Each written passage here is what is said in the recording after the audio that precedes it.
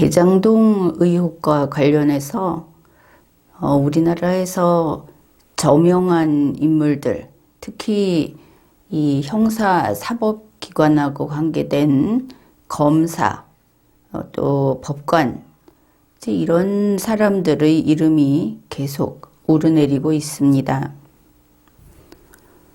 이번에 보면은 김만배 씨, 대장동 의혹의 핵심인 화천대유의 대주주로 밝혀졌습니다. 그런데 이 김만배 씨가 정영학 회계사하고 대화를 한 그 내용이 어느 정도 정영학 녹취록이라는 것으로 지금 공개되고 있지 않습니까? 그런데 2020년 3월 무렵의 녹취록에서 이런 내용이 나왔다는 겁니다.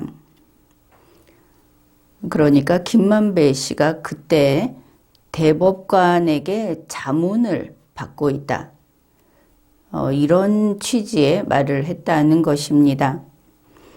그런데 이때 어느 대법관이냐 하는 것이 그러니까 권순일 전 대법관 2020년 9월에 퇴임을 했죠. 이 사람이다. 이런 이야기가 곳곳에서 지금 나오고 있습니다. 물론 녹취록에 근거한 보도이기도 하고 그렇습니다. 그런데 권순일 전 대법관은 또 뉴스에 무엇으로 나왔는가 하면은 이재명 후보의 전에 그 선거법 위반 사건, 그거를 이제 무죄 파기환송을 주도했다. 이름 붙이기는 이것을 또 재판거래 의혹 그렇게 붙이고 있는데 바로 그것과 관련된 그런 전직 대법관입니다. 구체적으로 2020년 3월 24일 이 정영학 녹취록에는 이런 내용이 있습니다. 김만배 씨가 내가 대법관한테랑 물어보니까 이 차등배당이라고 하는 것은 금액에 상한선이 없는 거고 이렇게 이야기를 했고 이 대목에서 정영학 회계사가 김만배 씨 보고 요즘 혼자 계시는 거냐 이렇게 물으니까 김만배 씨 말이 아니다 대법관님하고 이러면서 사람 봐서 일한다 이런 내용이 나와 있습니다.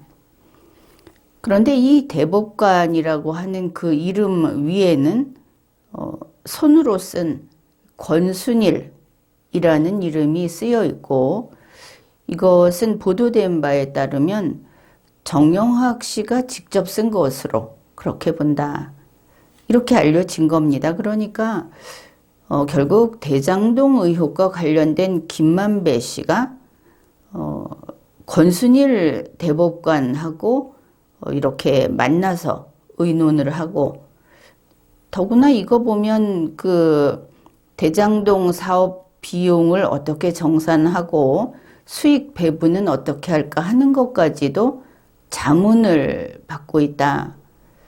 이런 이야기가 되는 겁니다. 그런가 하면은 이 권순일 씨 관련해서는 또 한참 전에 보도가 된 것이 있죠. 바로 이 지금 봤던 그 녹취록에 2020년 3월 24일이라고 했는데 법원 행정처에서 국회에 자료 제출을 한 것을 보면 그게 상당히 신빙성이 있다. 이렇게 그 양쪽이 부합되는 면이 있다는 게 문제입니다.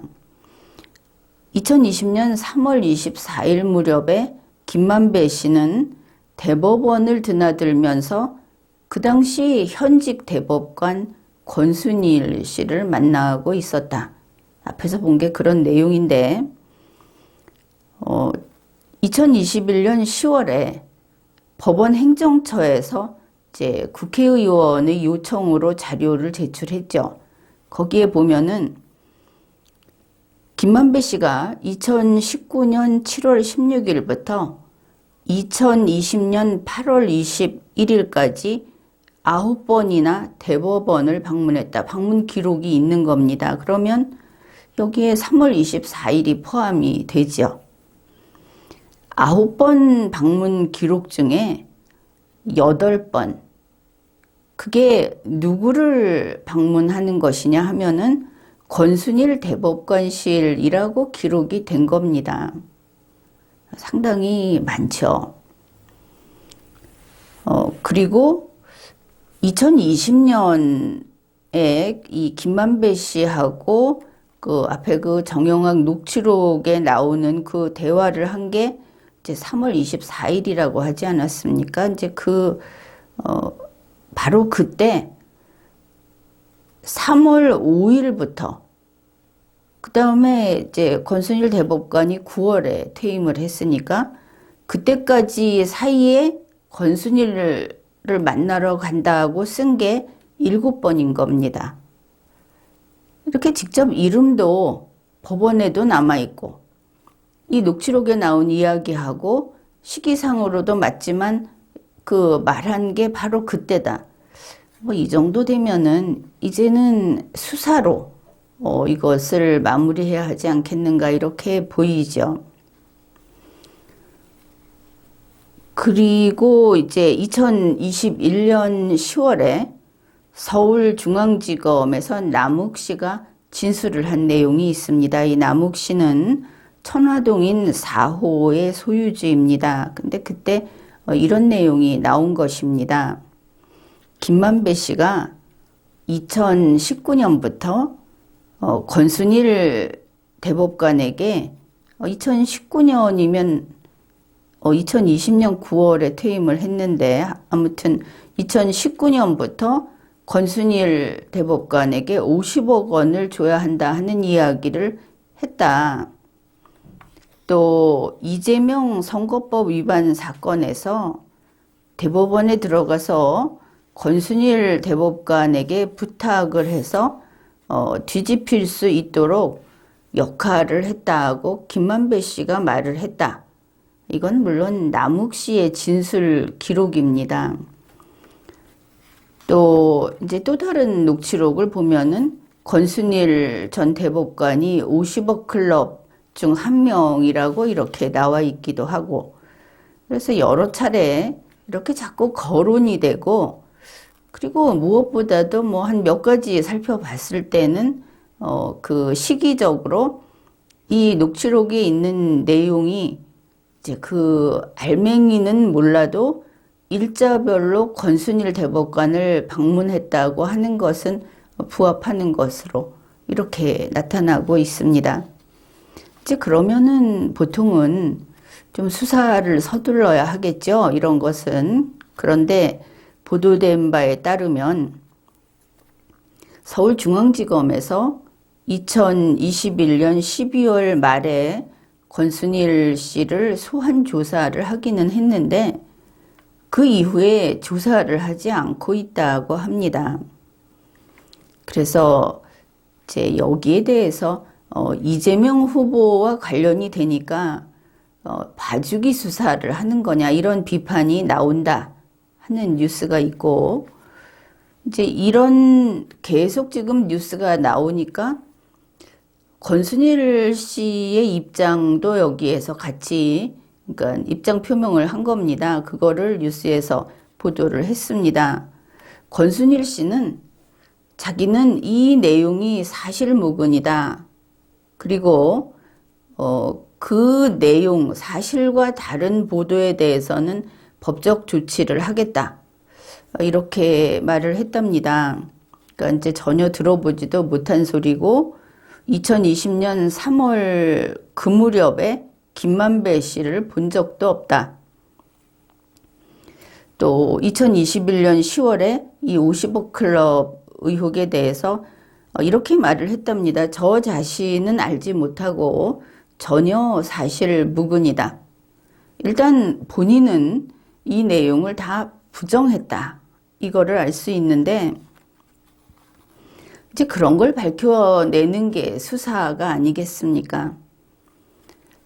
그리고 대법원 그 방문 기록에서 그렇게 계속 권순일 대법관을 방문한다고 돼 있다고 한다면은 그때마다 확인도 했을 것이고 안 했다면 대법원에서 문제가 있는 겁니다. 수사를 자초한 것이죠. 그리고 본인의 이름이 그렇게 돼 있는데 한 번도 본 적이 없고 전혀 모르는 사실이다 이렇게 된다면은 그거 자체가 의문이 있는 것이죠. 뭐 그냥 잡아떼면 되는 게 아니고 납득할 만한, 더구나 이게 엄청난 사건이고 하니까 확인에 적극적으로 응할 의무가 있다 이렇게 봅니다. 그리고 뭐 신문사에다가 내가 이거 아니라고 했으니까 사실과 다르면은 법적 조치를 하겠다 이랬는데 뭐 신문사도 알아서 대응을 하면 되겠죠. 이 정도 나왔다고 하면은 이 정도 보도하는 건 괜찮다 뭐 이런 선이 있으니까. 그런데 대법원 출입 기록도 있고 그 기록은 간단히 생각할 문제가 아니죠. 또 이런 그 녹취록도 있고 본인이 좀 성가시게 느낀다고 하더라도 국민이 의혹을 품는 것, 수사기관이 이게 범죄의 단서라고 인지하는 것, 뭐 이거는 그렇게 보는 게 더 타당하다 이렇게 보입니다. 그런데 이제 특징은 나는 전혀 모른다. 나는 아무 관계가 없다 그랬는데 이제 권순일 씨는 조금 문제가 되는 게 요 그 화천대유 이것과 관련해서 이 문제만이 아니고 무슨 고문이다 이런 이야기도 나왔었죠. 그러니까 이제 조금 더 발이 깊이 빠져 있는 것으로 보입니다. 근데 이 대장동 사건 소위 김만배 씨하고 관련해서 양승태 전 대법원장도 또 그 문자 메시지를 남겼습니다. 특징을 보십시오. 그 앞에 권순일 전 대법관이 나는 김만배 씨를 2020년 3월 무렵에 본 적이 없다. 그러니까 김만배 씨를 모른다고는 하지 않는 것 같고 아무튼 그 기록 자체, 대법원의 출입 기록 자체를 부정하는 그런 말을 했는데 양승태 전 대법원장은 김만배 씨를 전혀 모른다고 합니다. 이 세상에 그런 사람이 있는지 자기는 모른다. 어떤 그 접촉도 없고 이제 목소리도 한번 들어본 적이 없다. 이렇게 이야기를 합니다. 나는 김만배라는 자를 전혀 알지 못하고 만난 일도 없고 통화한 일도 없다. 전혀 모르는 사람이다. 나는 그런 사기꾼의 입에서 내 이름이 언급되었다는 사실 자체가 불명예스럽다. 생각 같으면 기자회견이라도 하고 싶지만 별 시답지 않은 사기꾼의 거짓말 하나를 가지고 호들갑을 떠는 것으로 보일 염려가 있어서 참고 있다. 나는 김만배라는 사람을 전혀 알지 못한다. 만나거나 통화한 적도 없고 등산을 같이 한 적은 더더욱 없다. 이렇게 바로 이 2022년 2월 25일까지 이 지구상에 김만배라는 사람이 있다는 것은 몰랐다. 이제 이렇게 부인을 합니다. 김만배 씨를 모르는 사람이 참 많다. 이렇게 보이죠. 그 윤석열 전 검찰총장도 2021년 9월 29일에 이렇게 말을 했습니다. 김만배라는 사람을 안다. 이제 이름 들어봤고 그 사람이 무슨 법조 기자인 것은 안다. 이 정도겠죠. 그런데 설명을 이렇게 합니다. 서울 지방법원 출입기자이고 대법원 출입기자이다. 그러면은 윤석열 전 검찰총장은 법원에 근무한 게 아니고 검찰청에 근무했으니까 뭐 서초동 청사를 보더라도 그 담 넘어 옆 동네에 드나드는 기자라는 것을 안다. 이런 뜻이 돼 버립니다. 여기까지 보게 되면. 그 다음에 또 이제 이런 이야기도 합니다. 우리도 인사 이동을 하고 대검찰청에도 근무를 하면서 김만배 씨를 모른다는 것은 말이 안 된다. 왜냐하면 이 사람이 법조 출입 기자니까. 그런데 굳이 법원을 앞에다가 막 내세웠죠. 그냥 검찰청의 출입 기자이기 때문에 이름도 알고 얼굴도 안다 이러면 되는데 이렇게 구분을 해놓은 거 보면은 이 사람은 주로 법원에 가는 사람이고 뭐 대검찰청에 내가 있기 때문에 말이 그렇죠. 대검찰청에도 내가 근무를 하면서 그 사람을 모른다는 건 말이 안 된다. 이렇게 이제 한 단계를 띄워놓고 옆집 이야기를 하듯이 했다. 그런데 김만배 씨가 검찰청에 드나들지 않았느냐. 이제 국민들은 그렇게 생각을 할 겁니다. 어떻든 윤석열 전 검찰총장은 김만배 씨하고 개인적인 친분은 전혀 없고 서로 개인적으로는 모르고 몇 년 전에 현직 검사의 상갓집에서 눈인사 한 번 한 것 같다. 그러니까 그걸 법조에 있을 때도 9년, 10년 된 일이다. 연락하고 만난 것은 전혀 없다. 이렇게 말을 했습니다. 그러니까 9년, 10년 전에 검찰청에서 이 사람이 기자라는 거 알고 있었고, 그리고 몇 년 전에 검사 상갓집에서 눈인사 한 번 했고, 그런데 그러면은 9년, 10년 전에는 꽤 가깝게 지냈던 모양이다. 그러니까 개인적인 게 아니고 이렇게도 거꾸로 볼 수 있겠죠. 왜냐하면 이 법원이나 검찰에 출입하는 기자인데 거기에서 서로 이름 알고 그 사람이 누군지 나중에 몇 년이 지나서 그 상갓집에서 보고도 눈인사를 할 정도면 특별하지 않으면 그냥 지나칠 수도 있을 텐데 그만큼 좀 그러니까 가깝다기보다 뭐 낯이 익다 이런 관계구나 이렇게 생각을 할 수 있겠습니다. 그래서 개인적으로 만난 적이 없다. 뭐 브리핑을 한다든지 할 때 저 앞에 앉아 있는 기자였다 이렇게 되겠죠. 서로 연락하고 만난 적은 없는데 그래도 상갓집에서 마주치니까 눈인사식이나 했구나. 아무튼 가깝지 않다. 최근에는 안 만났다. 이제 이런 이야기를 했습니다.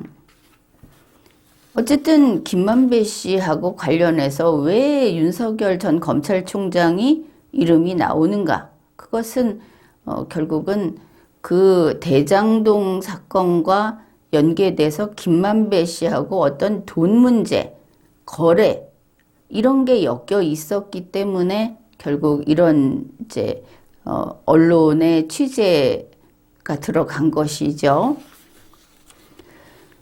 그 다음에 조재현 대법관, 현직 대법관인데 대장동 그분이 바로 조재현 대법관이다. 이래가지고 또 그 본인이 기자회견 하지 않았습니까?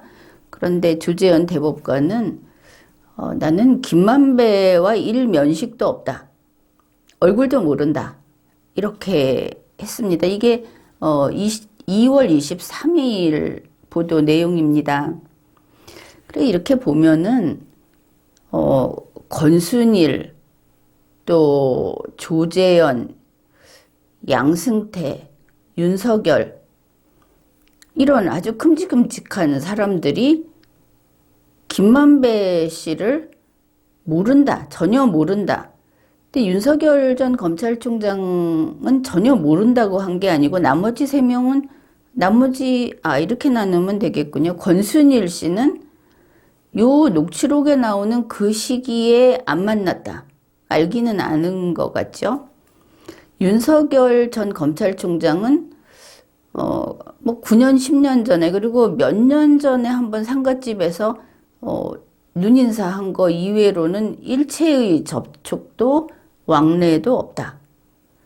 뭐 개인적으로 만난 적 없다. 이렇게 이야기를 했습니다. 근데 상갓집에서 눈인사 한번 했다는 거는 거의 모른다 하는 얘기하고 똑같죠. 안 만났다. 이렇게 이야기를 한 거고, 그 다음에 이제 조재현 현 대법관하고 양승태 전 대법원장은 전혀 모른다. 이렇게 이야기를 했습니다. 권순일 전 대법관은 바로 그 50억 클럽의 이름이 있고, 이재명 전 경기도지사, 또 전 성남시장, 이 사람의 그 재판 거래 의혹이 있는 상태고, 조재현 현 대법관은 그 김만배 씨 본인이 아파트를 제공했다, 뭐 이런 이제 그 의혹이 제기된 상태입니다. 양승태 전 대법원장은 김만배 씨로부터 조재현 대법관 그 추천 이런 걸 받은 게 아닌가, 이제 정황상 이렇게 보이고 아마도 언론도 이제 이런 추적을 들어가겠죠.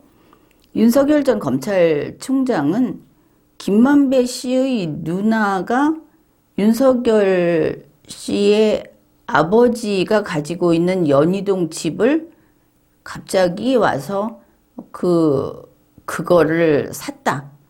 근데 이게 또 통상적이지 않다. 이래서 또 논의가 논란이 있었습니다. 그래서 어떻게 해서든 연결이 돼 있는 저명 인사, 특히 검찰, 법원, 거기에 고위직 공무원들 이렇게 되겠죠.